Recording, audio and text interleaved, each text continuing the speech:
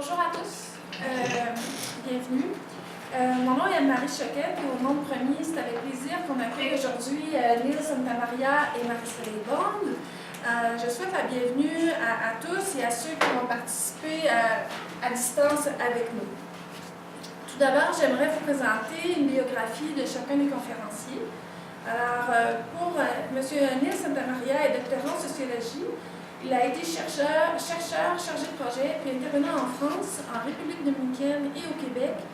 Il a travaillé sur des sujets touchant à l'accueil des immigrants au Québec et ailleurs, ainsi qu'à leur employabilité.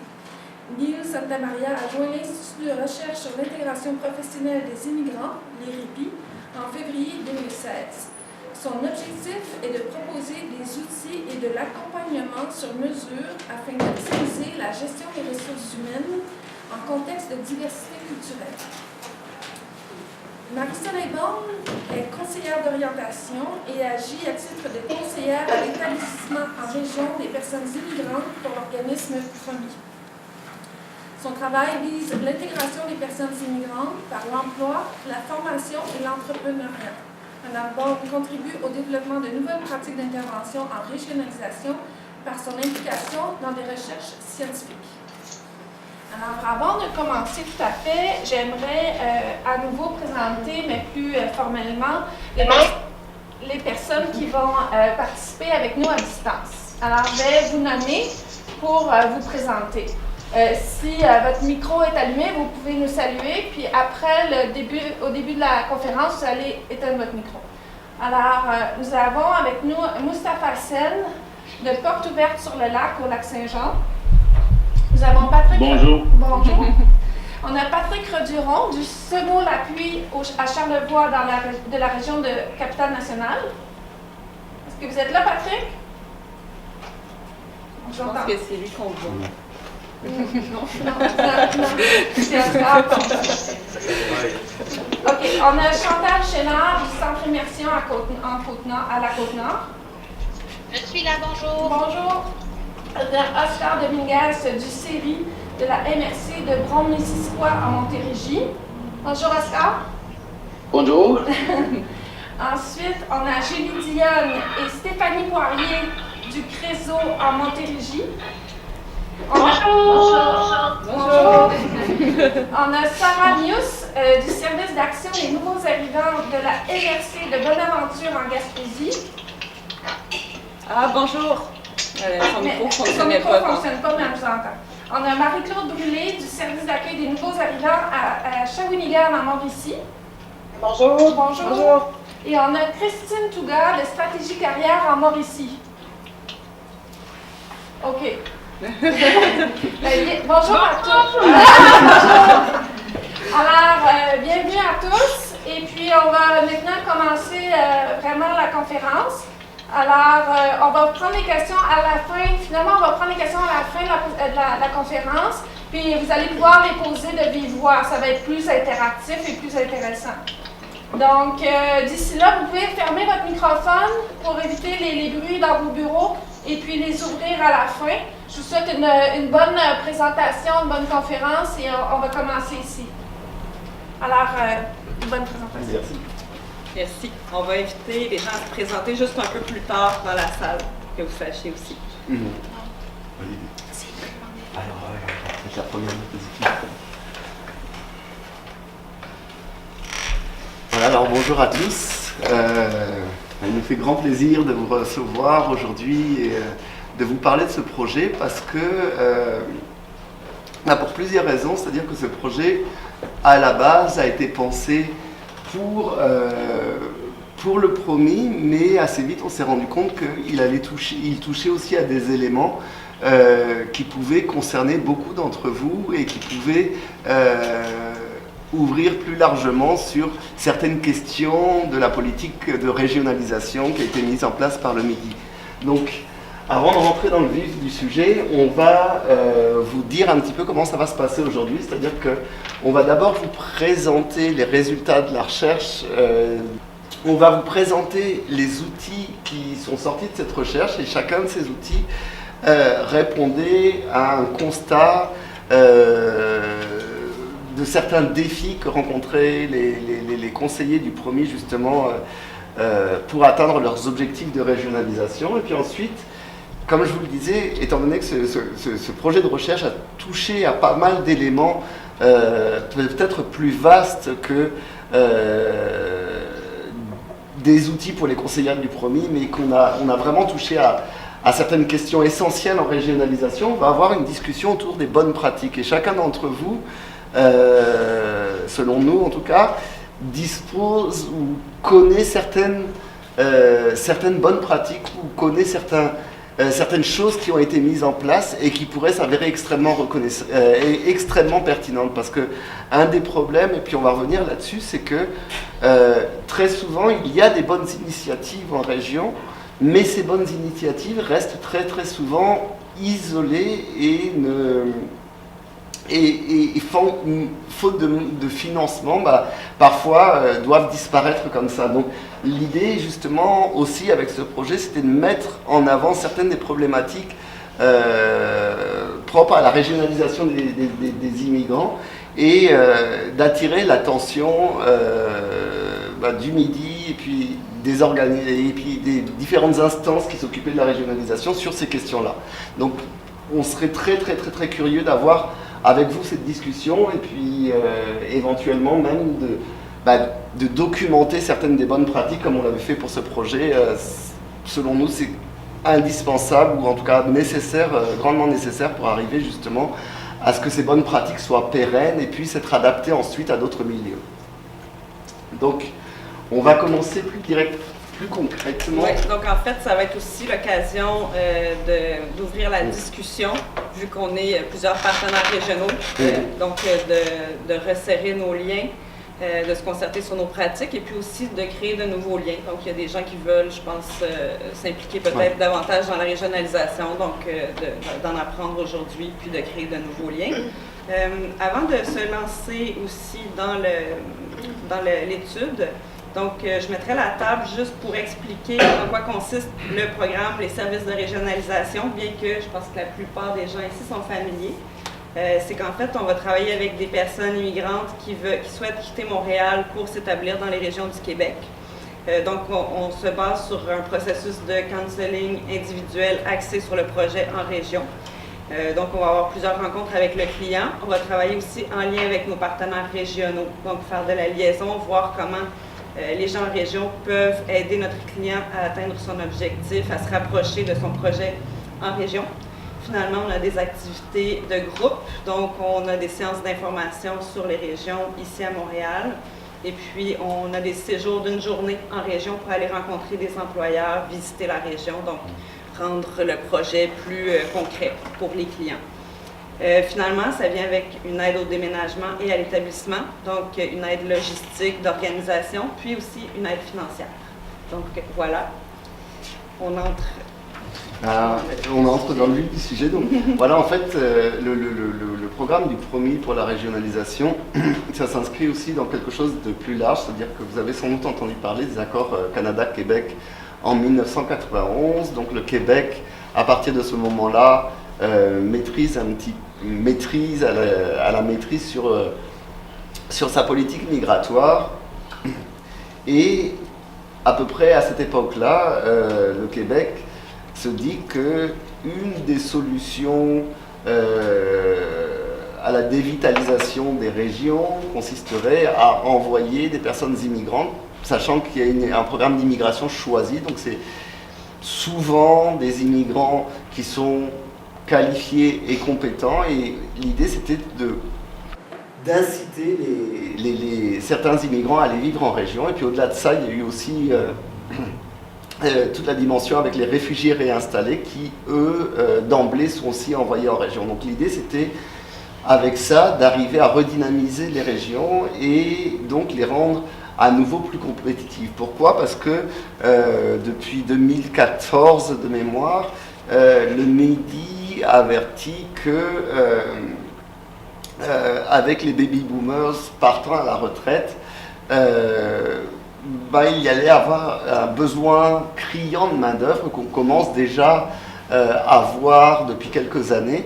et que d'ici 2021, c'était un grand nombre, de l'ordre de plus d'1 million, je ne sais plus si c'est 1 ou 2 millions, mais qu'il y aurait de postes à combler, donc de 2015 à peu près jusqu'à 2021. Donc, pour ces raisons, l'idée c'était d'arriver à trouver une nouvelle main-d'œuvre, et trouver une nouvelle main-d'œuvre dans cette idée, si on suit cette logique, c'était l'immigration pouvait répondre en partie à ce besoin de main-d'œuvre.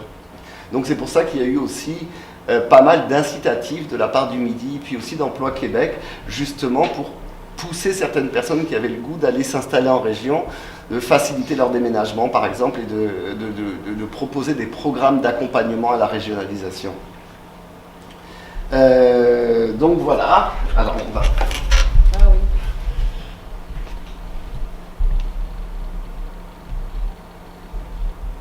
Alors, on va aussi parler un petit peu de certains des défis qu'ont rencontrés les conseillers en régionalisation, parce que c'est à partir de là aussi qu'est parti le projet. C'est-à-dire que certains conseillers en régionalisation disaient voilà, on nous propose un programme d'accompagnement, mais il y a certains obstacles, dont je vais laisser Marie-Soleil en parler, il y a certains obstacles qui limitent ou qui rendent plus difficile finalement ce départ en région des personnes immigrantes. Est-ce que tu peux donner quelques détails là-dessus? Oui, donc par le passé, entre autres, on avait des conseillers qui avaient des profils variés, des pratiques qui différaient beaucoup aussi, puis donc qui travaillaient de façon plutôt isolée. Donc quand ces conseillers-là partaient avec leur réseau de contacts, avec leur bagage de connaissances sur les régions, sur leurs pratiques. Donc, au niveau du partage d'informations, déjà entre les conseillers, c'était plus difficile. Et puis, pour la gestion de la relève aussi, des nouveaux conseillers, c'est un peu, j'ai l'impression, à recommencer à chaque fois. Donc ça, en fait, les outils, puis l'étude nous permet d'améliorer ça grandement. Puis finalement, de mieux répertorier. La régionalisation, c'est une grosse machine qui se passe dans toutes les régions du Québec avec plusieurs acteurs, donc de mieux organiser cette grosse machine-là.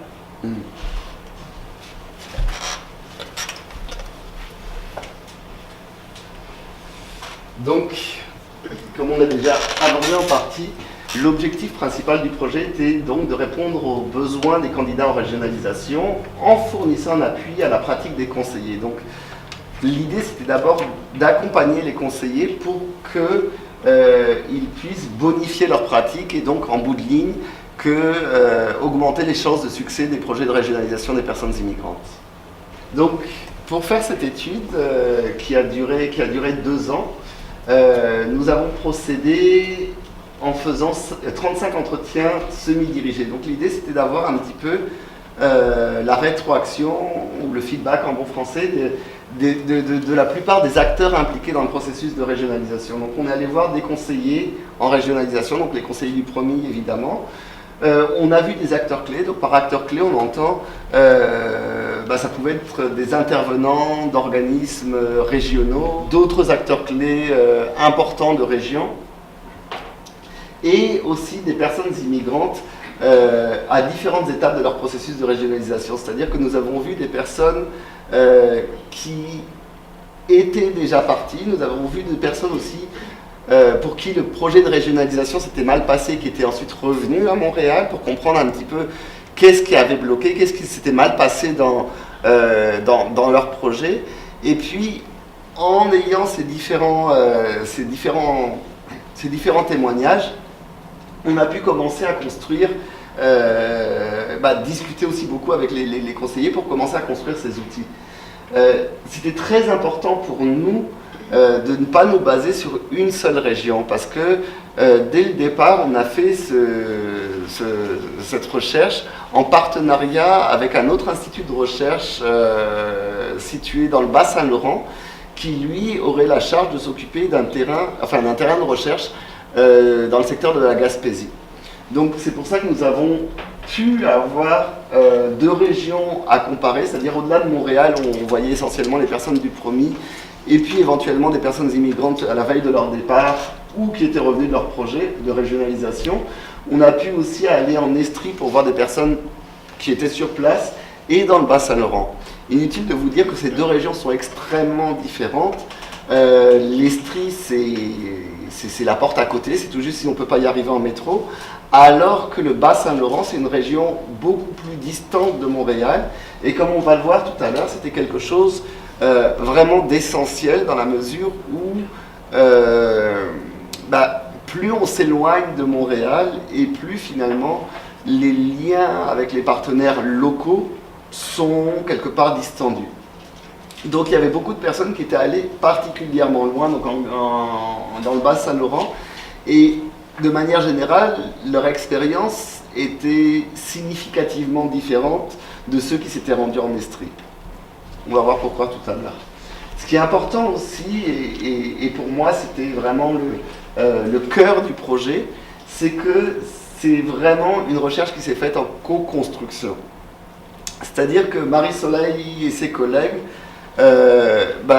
nous ont parfois confrontés, et quand je dis confrontés, c'est vraiment dans le bon sens du terme, c'est-à-dire que nous, on était des chercheurs, et comme des chercheurs, parfois, après nos lectures, après les entrevues, etc., on pouvait avoir des idées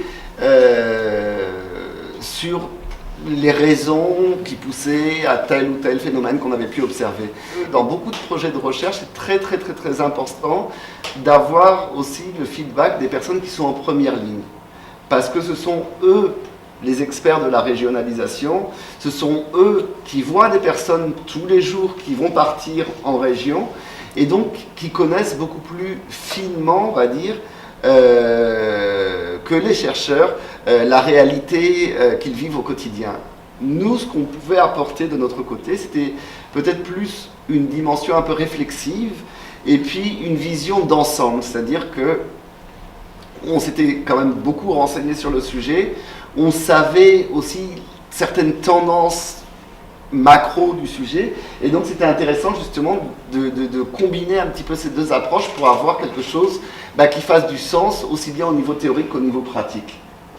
Et puis cette co-construction s'est aussi avérée précieuse au moment du test et de la finalisation des outils, parce que, comme on va y revenir tout à l'heure, mais il y avait certains outils qui étaient, selon nous les chercheurs encore une fois, très intéressants et très pertinents par rapport à toute la recherche qu'on avait menée, mais qui dans les faits étaient très difficilement utilisables en l'état. Et je vois Marie-Soleil qui dit oui. Et donc voilà, c'était aussi essentiel de tester ces outils en situation réelle pour que, les conseillers puissent les approprier réellement, et deux, que ça ne leur rajoute pas une charge de travail significative alors qu'ils ont déjà énormément de travail. Donc cette phase de test et de finalisation a été extrêmement importante, et puis ensuite il y a eu le transfert et la diffusion, c'est-à-dire transfert donc dans un premier temps aux conseillers du PROMI, puis ensuite aux autres organismes en régionalisation de Montréal, parce qu'on s'était dit que ces outils seraient peut-être d'autant plus pertinents qu'ils seraient utilisés par un grand nombre de personnes. Donc voilà un petit peu comment s'est déroulé le projet à niveau méthodologique. Et cette première phase de terrain où nous sommes allés interviewer les conseillers du PROMI, où nous sommes allés interviewer les candidats en régionalisation et les acteurs clés, a donné lieu à 3 documents qu'on a envoyés aussitôt écrits aux conseillers du PROMI. Le premier document de transfert était un portrait des pratiques, c'est-à-dire l'idée était simplement de résumer, de mettre en gros les grandes lignes de comment ça se passe pour une personne qui vient au PROMI, que vont faire les conseillers, quelles sont les pratiques mises en place justement pour assurer ou pour répondre à certains défis.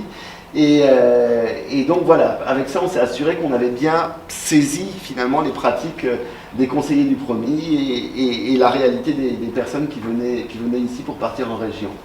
Oui. Je dirais que c'est intéressant parce que cette phase-là s'est faite avant que moi j'arrive. Ouais, puis donc les conseillers qui avaient participé à cette première phase avaient quitté. Donc moi, ça me permettait aussi de comprendre en quoi consistaient les pratiques, donc d'une façon aussi qui était bien catégorisée, bien expliquée.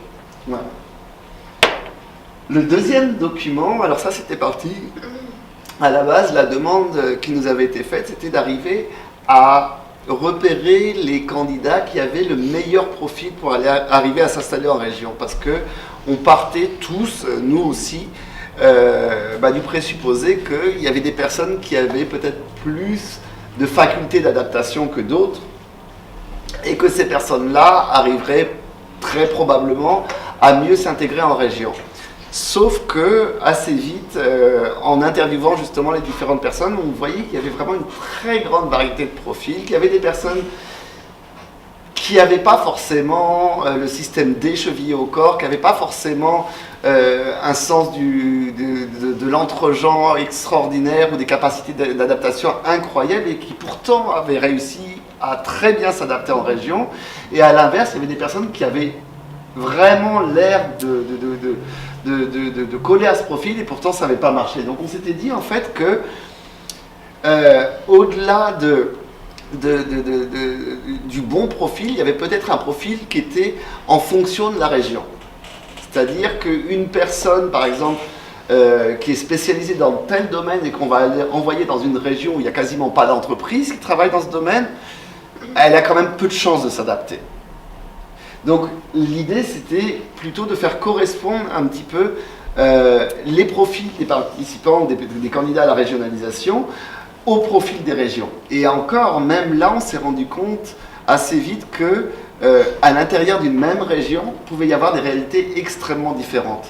Si on prend le cas de l'Estrie juste à côté de nous, vous avez Sherbrooke, puis vous avez Valcourt. Ce sont deux réalités qui n'ont rien à voir. Et puis vous avez aussi des zones qui sont beaucoup plus rurales, et là c'est encore une autre réalité. Donc c'était important, au lieu de se dire je vais envoyer telle personne en Estrie, c'était important de voir aussi où est-ce qu'on allait l'envoyer en Estrie, parce qu'à chaque fois ça pouvait changer. Sa réalité pouvait changer. Et puis le troisième document, qui était aussi un très gros morceau, c'était de voir un petit peu les éléments clés de la préparation au départ. Parce que ça, c'est une partie essentielle du travail des conseillers en régionalisation. C'est justement d'accompagner au départ, de mettre toutes les chances du côté de la personne qui va partir en région pour que finalement son projet réussisse. Et comme on va le voir tout à l'heure, la préparation au départ peut parfois être un défi en soi. Je ne sais pas si tu veux ajouter quelque chose par rapport à ça, mais c'est vraiment un gros bout.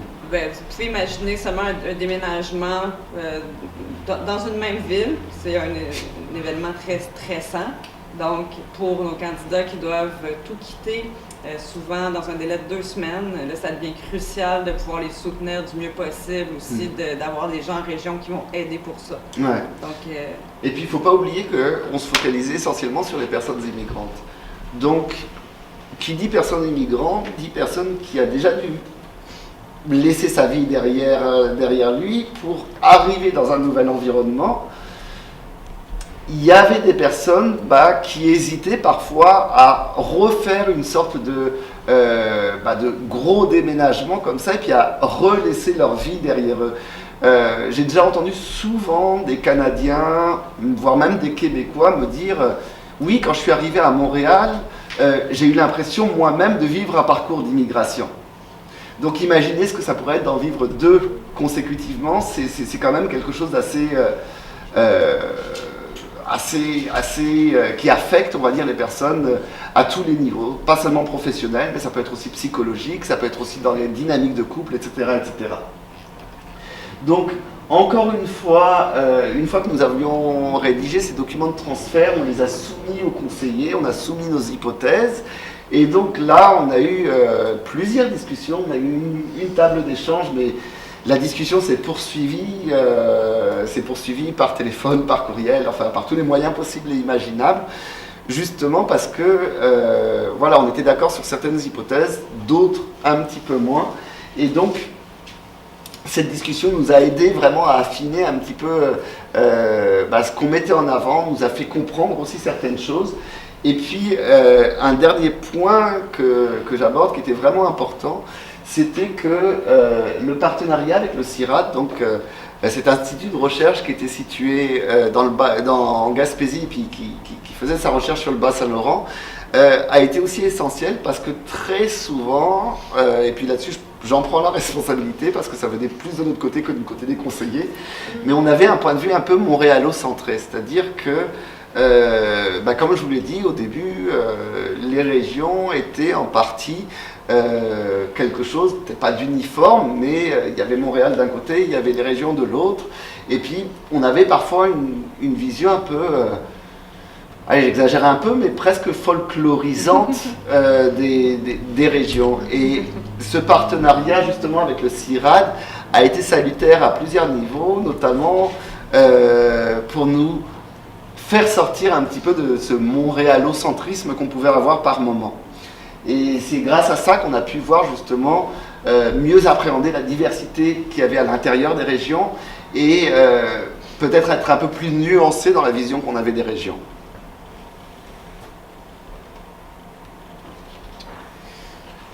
Donc, la rétroaction sur l'analyse, comment les conseillers on a reçu ça, qu'est-ce qui en est ressorti d'une façon plus large, en fait, ça nous a permis d'avoir une vue d'ensemble sur le projet de régionalisation, de connaître aussi les grands thèmes à aborder, les grands enjeux, les pratiques que nous avons. Donc, justement, c'est pas un test pour connaître le bon candidat, mais c'est vraiment de voir quels points sont importants à considérer, à aborder pour que le projet de régionalisation soit une réussite. Aussi, il y a en fait deux grandes phases qui en sont ressorties, c'est-à-dire qu'il y a la phase d'exploration du projet avec le client. Donc, on regarde quelles régions sont intéressantes, quel est l'objectif professionnel. Et puis, il y a la phase de départ et d'installation. Donc, comme Neil disait aussi, souvent, ça va être précipité. Donc là, on se retrouve à être des conseillers en déménagement, pratiquement. Donc, on porte plusieurs chapeaux. On a aussi voulu répondre aux enjeux de liaison. Donc, par rapport à nos partenaires en région, donc certains avec qui on communiquait moins bien. Donc, mieux connaître aussi quel organisme fait quoi, comment on peut travailler avec eux. Puis finalement, d'outiller la relève, et puis d'avoir des pratiques communes, durables, des partenariats aussi durables. Donc voilà, comme je vous le disais, ces documents de transfert, s'il y a eu tant de discussions après ces analyses que nous avions produites, c'était justement parce que ces analyses servaient de base au développement des outils. Donc, on va commencer à vous présenter ces outils, puis à chaque fois, on va essayer de vous dire à quels défis que nous avions identifiés ces outils répondaient. Et puis finalement, Marie-Soleil va nous en dire un petit peu plus sur l'aspect pratique de ces outils, c'est-à-dire comment ils ont été développés, puis comment ils sont utilisés aujourd'hui. Donc on va commencer avec... oui, la carte mentale. Alors cet outil, je l'aime beaucoup parce que déjà, c'est grâce à Marie-Soleil que cet outil existe sous sa forme là aujourd'hui. Et puis, bon voilà, globalement, on avait remarqué, c'était pas forcément toujours le cas, mais c'était quand même une grosse tendance, qu'il y avait généralement une mauvaise préparation des candidats. Je me rappelle justement une table d'échange à laquelle Moustapha Seb, justement, de Porte Ouverte sur le Lac, avait participé. Et c'était un point qu'il avait mis en avant en nous disant justement que beaucoup des candidats n'avaient jamais mis les pieds dans les régions dans lesquelles ils souhaitaient s'installer et que pour beaucoup, ça pouvait expliquer aussi qu'il y avait peut-être une certaine désillusion une fois qu'ils arrivaient sur place. Et là-dessus, justement, Moustapha nous parlait de voyages exploratoires que mettait en place Porte Ouverte sur le Lac. Moi, je parle de cet organisme-là, mais il y en a d'autres aussi qui font ça. Et que ces voyages exploratoires, justement, permettaient, alors c'était souvent très bref, en général une journée, rarement plus, mais permettaient quand même de voir un petit peu concrètement quel serait l'environnement dans lequel les personnes allaient se projeter, et puis aussi voir par exemple si vous voyez que, mettons, vous allez vous installer dans une région mais que le CLSC et puis l'école des enfants sont situés à 30 km. Bon, bah, c'est peut-être quelque chose que vous auriez sous-estimé avant de vous rendre sur place. Dans certains cas aussi, il y avait aussi peut-être quelques rencontres avec des employeurs qui avaient déjà engagé des personnes qui étaient venues de Montréal, qui pouvaient être prévues. Il y avait la rencontre de l'organisme communautaire d'accueil des immigrants du coin qui pouvait être prévue. Donc, plusieurs éléments qui permettaient justement de mettre autre chose qu'un énorme point d'interrogation sur son futur lieu de vie. Parce que ça pouvait être un gros problème. Autre point important, c'est que certains aspects de la préinstallation étaient souvent, très souvent même, sous-estimés par le candidat. C'est-à-dire que, Marie-Soleil, arrête-moi si je me trompe, mais il me semble de mémoire que l'emploi était souvent le facteur déclencheur, c'est-à-dire j'ai du mal à trouver un emploi à Montréal, j'aimerais bien aller en région, ou alors, dans certains autres cas, le cadre de vie à Montréal ne me plaît pas, j'aimerais avoir peut-être plus de grands espaces, ou plus de sécurité, ou moins de stress, ou whatever, mais différents aspects qui faisaient qu'une personne ne voulait plus rester à Montréal. Le problème, c'est que même si elle partait pour l'emploi ou le cadre de vie, il y avait souvent des éléments qu'elle oubliait grandement. Je pense en premier lieu au réseau, c'est-à-dire que beaucoup de personnes qui étaient allées sur place, qui avaient eu un emploi, quand ils rentraient chez eux, finalement, se trouvaient à regarder les murs et au bout d'un moment, même si ça se passait plutôt bien un emploi, ce manque de contact finissait par peser. Alors on pourrait toujours dire oui, il n'était pas assez sociable, oui, il aurait fallu s'inscrire à des activités culturelles, etc., etc. À la limite, cette raison-là nous a paru pas forcément pertinente parce qu'il y avait des personnes qui avaient un minimum de réseau, mais ça n'avait jamais dépassé ce stade finalement assez superficiel des réseaux. Donc ça aussi c'était un point très important. Vas-y. Mais déjà de l'aborder avec la personne, de lui faire prendre conscience de l'importance de ça, ça peut la préparer justement à réseauter. Si on travaille avec les partenaires pour qu'il y ait un accueil qui soit fait, un suivi, on parle peut-être de jumelage, mais en effet, d'arriver en région, de devoir être parfois dans des petits milieux où il n'y a pas d'autres personnes immigrantes, donc c'est des réseaux tissés serrés de personnes pure laine d'ici, ça peut être assez difficile, donc ça c'est quelque chose qui est important à regarder avec le client, puis même avec les partenaires qui sont présents sur place pour demander s'il y a d'autres personnes immigrantes, s'il y a des activités culturelles, qu'est-ce qu'ils prévoient pour accueillir puis accompagner là, le client dans son intégration là-bas. Ouais, vraiment important. Alors, donc comme vous voyez, hein, j'ai oublié de préciser, mais l'outil numéro 1, c'était peut-être le premier outil que nous avons développé parce que c'était un outil de préparation à la régionalisation. Donc l'idée, c'était finalement de permettre aux conseillers finalement de valider un petit peu tous les points importants qui étaient ressortis de notre recherche et puis de ce qu'ils nous avaient dit de leur pratique avant. Donc l'idée, c'est il y a eu plusieurs formes, vraiment différentes formes, c'est-à-dire ça a été une checklist, ça a été un questionnaire. Et d'ailleurs, je me rappelle que quand on a testé les outils, c'était avec Francisca, je crois, au début, on avait un questionnaire qui, moi, me semblait très bon, mais le problème, c'est que ce questionnaire devait faire une dizaine de pages. Donc, elle avait déjà les documents sur son bureau, tu sais, pour accompagner la personne. Et puis, on a la version un peu voilà, et puis, donc, je la voyais chercher dans sa liste de pages pour trouver la question qu'elle souhaitait poser. Et puis, c'est là où on s'est rendu compte que ça pouvait ne pas marcher comme ça à un niveau pratico-pratique. Et donc, l'idée, alors en plus de fournir un appui aux conseillers qui soient expérimentés ou non, l'idée c'était d'avoir une sorte de... et puis c'est Marie-Soleil vraiment qui a apporté cette idée.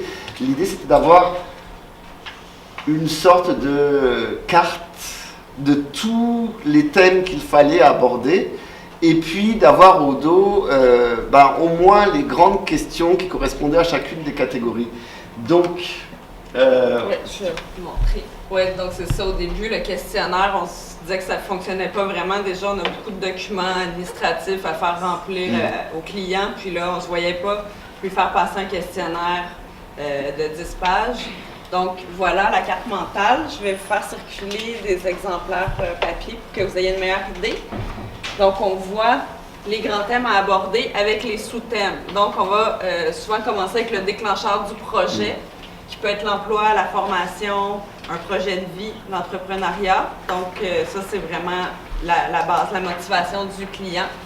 Ensuite, ici, les critères de sélection du milieu de vie. Donc, quelle région connaît déjà le client? Qu'est-ce qu'il connaît des régions? Est-ce qu'il veut rester à proximité de Montréal? Est-ce qu'il a une voiture, un permis de conduire?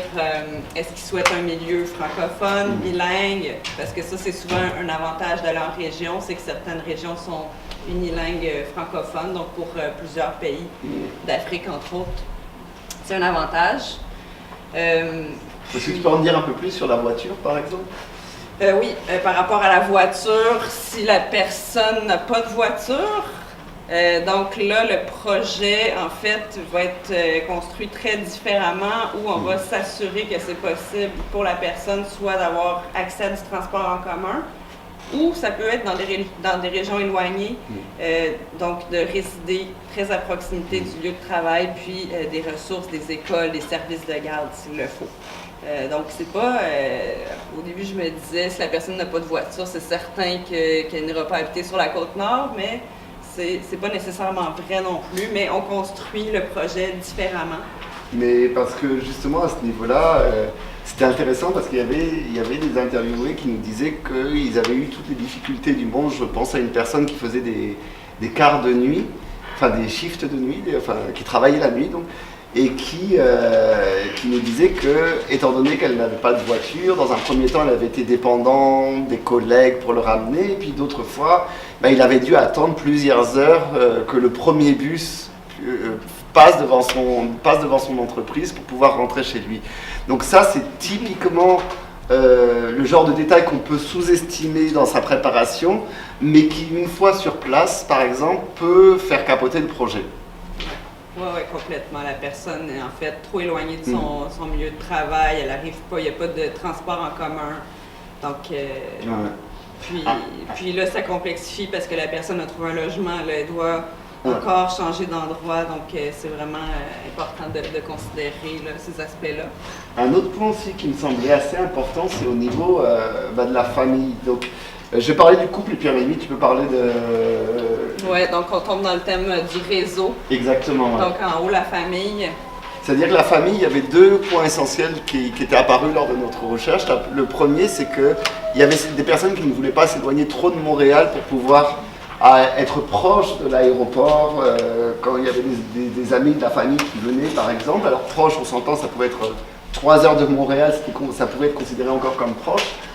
Et puis à côté de ça, il y avait aussi des personnes qui étaient allées en région, qui étaient parties en région avec un emploi, mais qui avaient une famille, ou alors qui partaient en couple. Et là, très souvent, la personne qui avait un emploi n'avait pas trop de problèmes. Par contre, la personne qui n'avait pas d'emploi et qui travaillait dans un autre secteur d'activité, dans un autre secteur d'activité par exemple, pouvait se trouver dans une position très inconfortable dans la mesure où elle avait finalement assez peu d'opportunités professionnelles. Et donc c'est elle qui se retrouvait sans réseau, enfin elle ou lui qui se retrouvait sans réseau, qui se retrouvait sans réelle possibilité de travailler dans un futur proche. Et parfois, dans certaines localités où il n'y avait pas forcément de cégep ou d'université, il n'y avait pas non plus la possibilité de faire des formations d'appoint. Donc, du coup, ces personnes-là avaient l'impression un peu de se retrouver dans une impasse.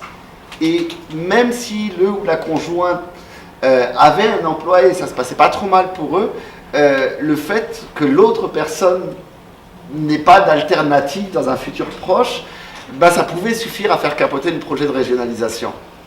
Et ce point-là, très souvent, était aussi un petit peu sous-estimé lors de la préparation du départ en région. Puis il y avait aussi par rapport aux enfants, ou parfois...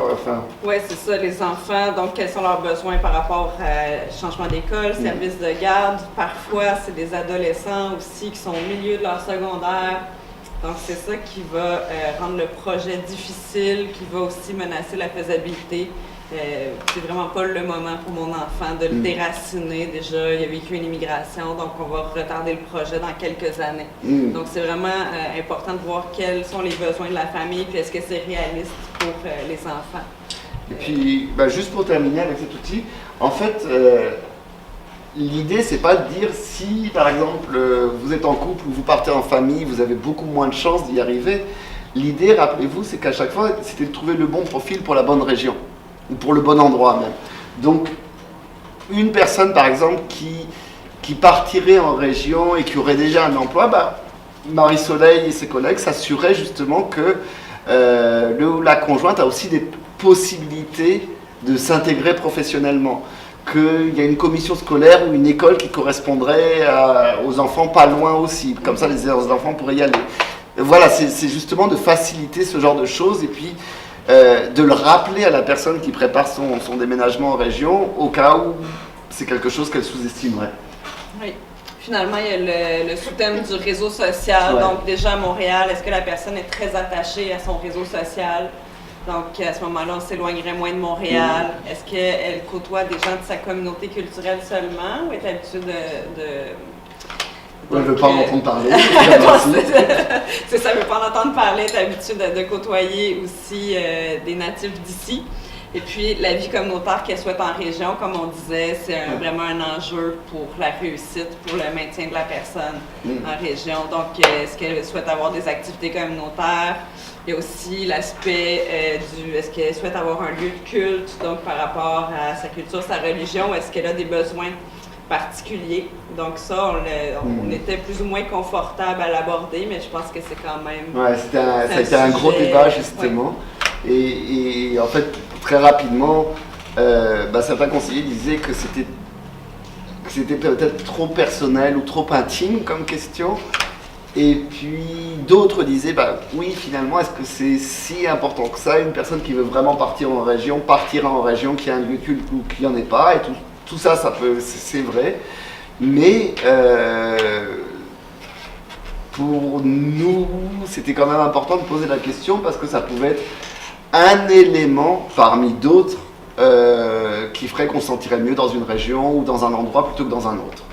Donc l'idée finalement c'est que comme les conseillers ont plusieurs rencontres avec les personnes qui vont partir en région, en général en tout cas, c'était peut-être de ne pas l'aborder lors des premières discussions, mais de l'aborder ensuite quand on sentait qu'il y avait un lien qui s'était un peu plus créé avec le candidat à la régionalisation.